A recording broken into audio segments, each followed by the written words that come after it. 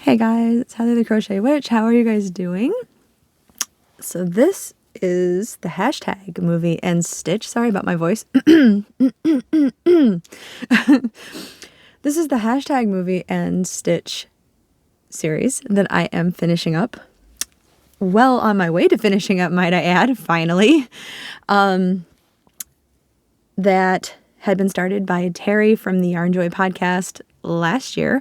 I had gotten on board with and am now finishing. I had fallen quite behind, but the idea, if you have not seen any of their finished series or mine as to date, is to alphabetically go through some movies. Some people have been watching new movies. Some people have been watching like new to them movies, their favorite movies.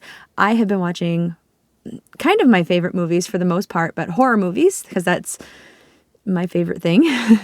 And going through the alphabet, obviously, like I said, some people were doing like amigurumis per movie. Some people were doing one project with like colors inspired from the movie. Some people, like myself, were just doing a project that they were working on through the movie, which is what I've been doing. But yeah, this is my project that I've been doing. And this is my P movie, is where I was going with that, which was Phantasm. I love the Phantasm movies. This is actually one that I have had in my collection for quite a while. It's the 5-movie DVD collection. And yeah, I am kind of old school for having the DVDs. Like, I don't even have Blu-rays. We have a Blu-ray player. We have it in our bedroom. And Damon's got a PlayStation. What's the new one? New one's a 5, so he must have a 4, I'm guessing. New one's a 5, right? He's got the one before that anyway. But so I know that plays Blu-rays. But I like to watch movies at my computer a lot while I'm crocheting. So I get DVDs because my computer plays DVDs, like when I can't stream stuff. So yeah. Damon had actually bought me these when I was like complaining that I couldn't find these to stream like 2 years ago. So I had it on hand. So if you are not familiar with the Phantasm movies, be prepared for spoilers, because that's what this section of the show is all about. The show. So basically, by the way, Phantasm was put out in 1979. I didn't realize it was that old. That movie's officially older than I am because it was also, it was filmed in, I think they had said 1977. Yeah. 77, I believe, or 76. It's old, man. I did not realize, like, I mean, for a person, that's not necessarily old, but like for a movie, like, I didn't realize it was that old. Makes it a classic, right?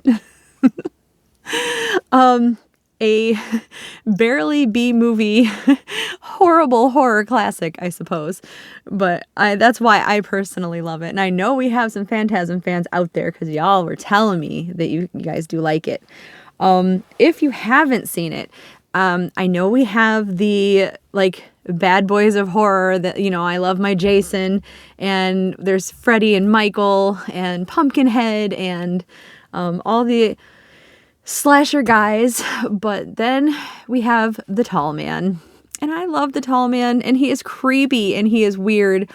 And in Phantasm, like 2 through 5, we get a little more answers to some questions, but like, I'm trying to forget everything 2 through 5 and just go with 1, because that's the one I just watched and that's the one we're talking about. But like, having watched Phantasm 1, there are so many questions, because like, I feel that I get the feeling that I've always gotten the feeling that there's got to be so much more to this movie.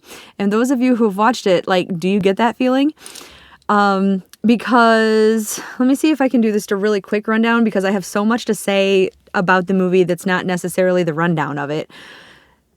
The quickest rundown I can say is like the movie starts with this younger teen, like I don't even know if he's fully a teen. I think they did say he's 13, so like just teen, Mike. And he's been home. Like I have to wonder who's taking care of him, because his brother Jody, who's 19, 20, like the actor's probably like 25 or something, but I don't know how old Jody's supposed to be. But he rolls back into town, meaning he's been gone, because people have talked to him through the movie like, oh, now that you've been getting all the excitement, this town's got to be boring. So who was Mike staying with? He's in his home, and seemingly Jody and Mike are the only people home during the movie. So like 13-year-old boy, parents had died like months beforehand. Who is he staying with? Like, I know this was the late 70s / 80s, but like, so there's one question. And Jody's friend Reggie comes over at one point, and like it's clear like he's looking in on Mike, but like this 13-year-old boy can't be staying by himself, right? I still am unclear. Maybe. Okay, Jody comes back to town because one of their friends had just died. At the very beginning of the movie, this guy, remember this is a 70s, 80s horror film, this guy is having relations with a mysterious blonde woman. Spoiler, the blonde woman is the tall guy, shape-shifted. That's creepy too, by the way. We'll get into that later. But, and she kills him. Maybe he was staying with Mike, and I didn't ever catch that in any of the like 100 times I've watched this movie. I'm not really sure, to be honest, because I thought they were just all friends, and this guy had like a life of his own, but maybe not. Maybe he was taking care of Mike. Well, anyway, so they come back to town, or Jody comes back to town, they have the funeral. Mike was not allowed to go to the funeral because he was so upset about the parents' funeral, which, I mean, this guy's just a friend, even if he was taking care of Mike. And the parents, I mean, yeah, you're going to be upset at your parents' funeral, right? So like, okay, but he wasn't allowed at the funeral anyway. So he didn't go. But of course he was spying on them at the funeral. So he did technically go, but he was like on this hill, like spying on them.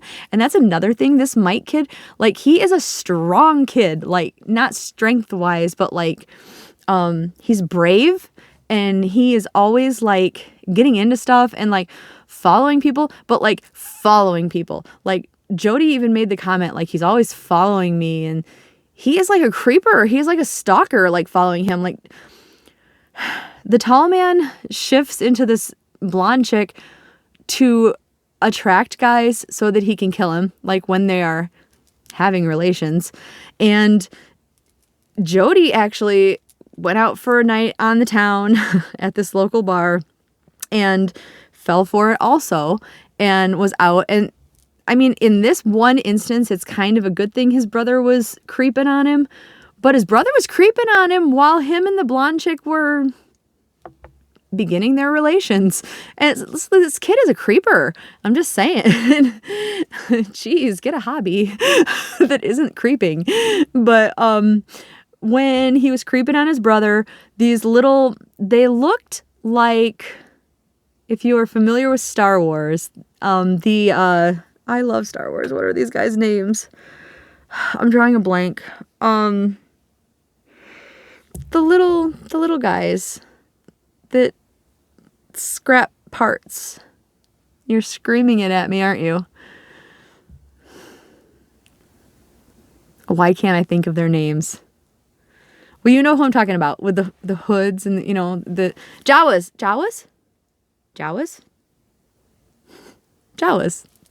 The hoods and their little eyes are really all you can see under. Okay, they look like them because they're little and they have robes, and I think they thought they were like weird little druids or am I confusing that with ghoulies? Anyway, I've seen a lot of 80s horror movies, like 70s, 80s. Bad horror movies. Anyway, so he sees one of them and he gets scared and he like runs through the graveyard where his brother and this girl are, and his brother breaks things off, goes to find him, and that's when he finds out that he saw them and that things are starting to happen, but he doesn't believe him.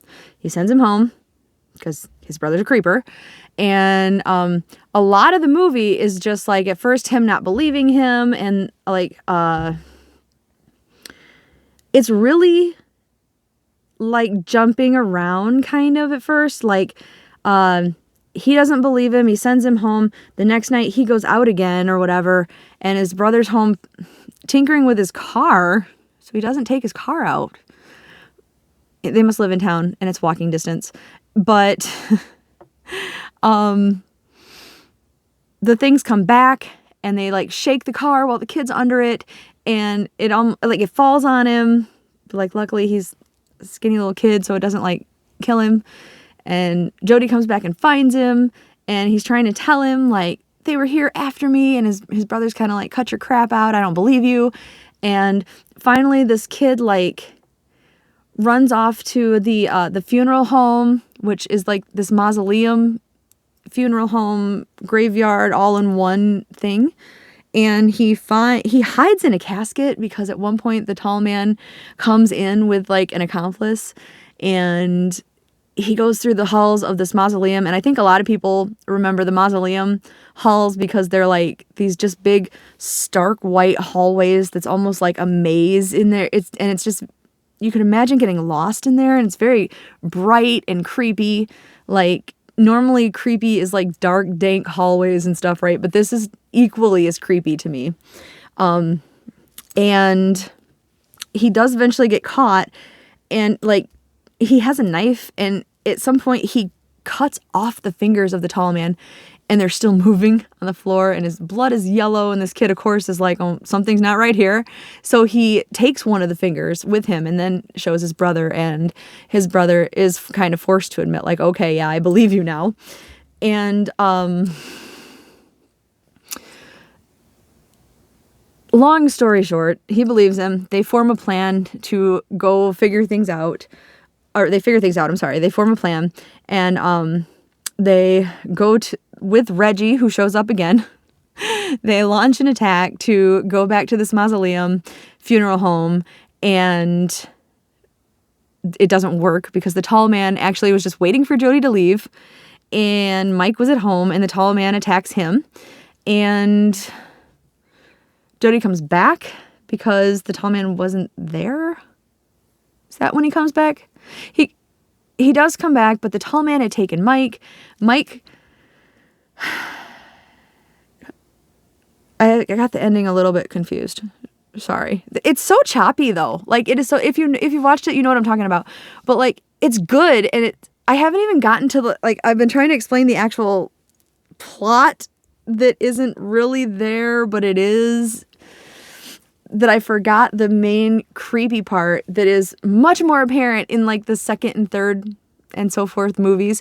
But also during whenever they're in the mausoleum, which adds to the creepiness, there is this flying sphere, which the Phantasm movies are known for. And this sphere will find you, and it flies at you, and it's got these fork things, and it hits you in the head and drills into you, and just, that's how it kills you. Like your innards are your outards, and you get the picture. And it's creepy. It's really creepy. And yeah, so when Jody was in the mortuary, Mike followed him. That's what happened. I remember now that I talked about the sphere things. And the sphere thing was actually going to get Mike when Jody shows up with the shotgun and he shoots it. So he saves Mike, and then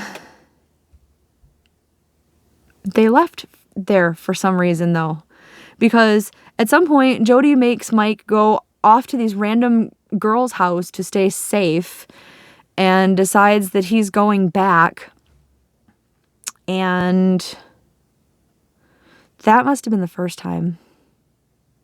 See, I've confused myself. Well, at some point, the three of them do make it back to the mausoleum. And Wow, I'm all over the place with this movie. There's a reason, though. I'll get to that with the trivia. There's a reason why, because I was going to say this movie just seems to be like chopped up bits and pieces. I'm trying to get to the end for you and make it not a crazy like 50-minute video. The first time they were there, they had kidnapped they'd like taken the tall guy. Reggie was like an ice cream man by trade, and they had gotten him locked in the back of Reggie's vehicle, his ice cream truck. And when Mike was at the girls, he made them take him home anyway, even though he wasn't supposed to do that. And they found Reggie's truck, and the tall man had gotten out. Long story short, they thought Reggie was dead. Reggie ended up meeting Jody and Mike when they got back to the mausoleum funeral home thing. That is how they all got back there. Sorry, I'm trying to piece it all back together where it made sense, because in my head it was all jumbled around. Then while they were like there, they were checking their friend that had died at the beginning. They were checking his casket because they had this theory that he was taking the bodies. Like they had seen him at the beginning, just lifting the friend's casket like it was nothing, just lifting it and taking it instead of delivering it up like to the gravesite. And the friend wasn't in the casket, so they were trying to figure out what was going on. When they had killed one of the dwarf things, they thought that it looked like their friend, but it was like, I mean, their friend was tall, their friend was normal sized. So they were trying to figure out why he was half sized. And while they were looking around after discovering their friend definitely wasn't in his casket and wondering how and why he was half sized and taken and like for what reason, they found this room with all of these barrels, and these barrels were filled with people, but they were so small they would have been dwarf sized. And they were trying to figure out how and why. And then there were these two pillars in the room, and whenever Mike stepped near it and put his hand through it, his hand disappeared. So he started to go towards it again, and he actually ended up getting sucked through it because it was a doorway, and it turned out it was a doorway to this other world. And when he looked through it, or when he got sucked through it, Jody caught him, so he was kind of dangling there because for some reason this doorway didn't lead to like ground to ground. It was gonna drop him, like he was gonna fall. And so he's just hovering there while Jody's holding him, and he got a good look. And when the barrels get pushed in, they open up, and there's all of these dwarves inside. So when he gets back out, he tells them, and they figured they take the bodies, they chop them down and make them dwarf size, and they're using them as slaves on their planet because the tall man is part of an alien race. So, and then, okay, very ending, Jody tries to trap him. He comes up with this plan to trap him in the mines that Mike goes to help him with, and they think Reggie's dead at this point, I believe, because the tall man had changed into a girl again, and Reggie went to help the girl, and she stabbed him, and so they think he's dead. They went to try to trap him, and then the next thing you know, instead of celebrating, instead of going home, instead of seeing what happened to them, Reggie and Mike are at Mike's house, and they're talking about the tall man taking Mike's family from him. And Reggie says something like, Jody didn't get taken by the tall man. Jody died in a car crash. And you're like, I actually rewound it because I didn't remember that part. And I was like, but yeah, Jody died. And you see a little scene where Mike's looking at Jody's headstone and everything. And Reggie suggests they go on a road trip and everything to get away and feel better, because he's taking care of him now. And Mike goes up to get ready, and that's when the tall man shows up in his mirror and breaks the mirror and takes him and sets up for Phantasm 2. So I didn't say anything about it being a good ending or making sense, but that's the movie. And the reason why, when I was looking up trivia, I'm just going to tell you this trivia that I found, like this one right here now, because originally, now this movie was like, I don't know, an hour and 20 some minutes long. The movie was 3 hours long originally. And the director decided there's no way this is going to hold somebody's attention for 3 hours. We need to cut it up. So they cut it up and chopped it however they were chopping it, which I feel left something to be desired in the chopping portion, and or at least the editing it back together portion. And some of the footage has like been refound and was used in making parts of Phantasm 4, and some of it has just been lost still. Like there was so much of it that was cut. But that's definitely why it's, to me, I'm sure that's why it's confusing and choppy and why things are like unanswered, because like there was more than twice the movie that's just gone. Because I found myself through the movie, like I love the movie, don't get me wrong, like it's from my childhood, and it's just like I really love like bad old movies and stuff, so like it's right up my alley regardless. But I'm just like, why did this happen? Why is that happening? Like what's going on right now? And yeah, so that would be a reason why, I suppose. Some other trivia facts that I found out. I'm just gonna make that slow bad transition into the trivia now. Now that you're all like,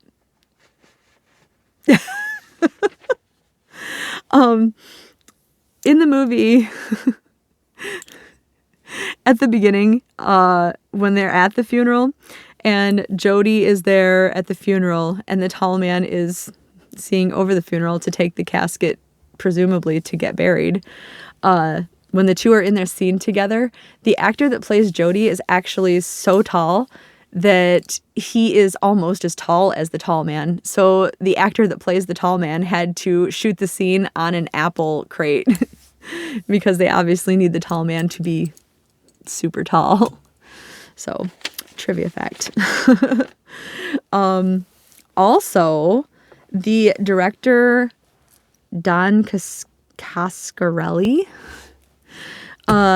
when he was filming, I'm assuming this is probably one of his first movies is my guess, but to save on the cost of the movie, he was renting all of his equipment at the time, and he rented it all on a Friday so that he could film on Friday, Saturday, Sunday, and return it on Monday, because the rental company only charged him for one day if it was rented Friday to Monday, because it couldn't be returned on Saturday and Sunday.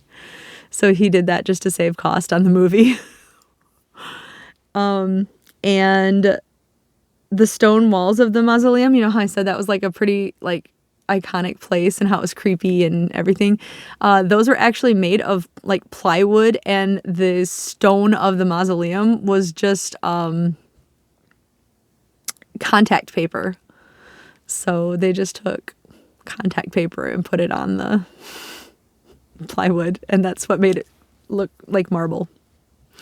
But again, saving money. So that was Phantasm. I don't know that I gave it justice to let you guys know why I loved it so much, but I did. I mean, we can't always explain exactly why we love it so much, right? But I will say that movie really jumped around, and it is not meant to be like a cinematic masterpiece. Don't get me wrong, but like by any means it is not. But I really, really enjoyed it. And I love rewatching it all the time too. So there's always little bits that I find that I miss, probably because it jumps around so much, I guess. But anyway, so the project that I worked on, I got 3 more squares done. One of each color. I always try to get 3 of them done when I'm working on them. Just, I guess, so I can keep it uniform. But I am using that Karen Jumbo in the color Plum Copper. And that is what it works up in the solid granny square as. It always pools like this. I have 1 square, I think, that didn't pool like this in the blanket that I'm doing. But, yeah, so that's what it works up as. And I am bordering them in these 3 colors that seemed very Halloweenish and complemented it, I think, quite well. These are all Joann's, they are Joann Big Twist colors. This one is a discontinued Rainbow Classic or whatever, in the color Lime. And these are just the newer, let me see real quick here. I'm sorry, the green is the Big Twist Rainbow. These two are Big Twist Classics that when they discontinued this rainbow, they got in the classics because both are the Jumbo 5s. They're basically the same yarn, to be fully honest. The rainbow is slightly fuzzier, but really not by much, to be fully honest. At least not this one. This one is in lime. This one is in orange. And this one is in violet. And those are the 3 colors I'm bordering it in. And then I'm doing a continuous join on the blanket, just in Red Heart with Love black. And I have shown you guys these before, which are little ghosty appliques that I had found a pattern for online and just used different size hooks. I still have to put the eyes in these. I still haven't. But, and those are made with the Red Heart with Love metallic. So there is like a metallic sparkle in them. And then I had said I was going to try to work on like a tombstone applique. And I did make the shape. I haven't stitched, like I want to stitch in black on it, like an RIP. Because right now it's just kind of a coffin-y shape. But I have that for like a tombstone that I'm going to probably make a couple more of, maybe in different sizes also. But it's going to say RIP across here. And hopefully that looks good enough to get the message across. Because that's just, I just whipped it up. I didn't like look up a pattern or anything. But, I mean, hopefully the idea will come across when it's on the blanket. There's not going to be a lot of those on there. Just something toward the bottom or something of them. But, yeah. So that is everything for my blanket.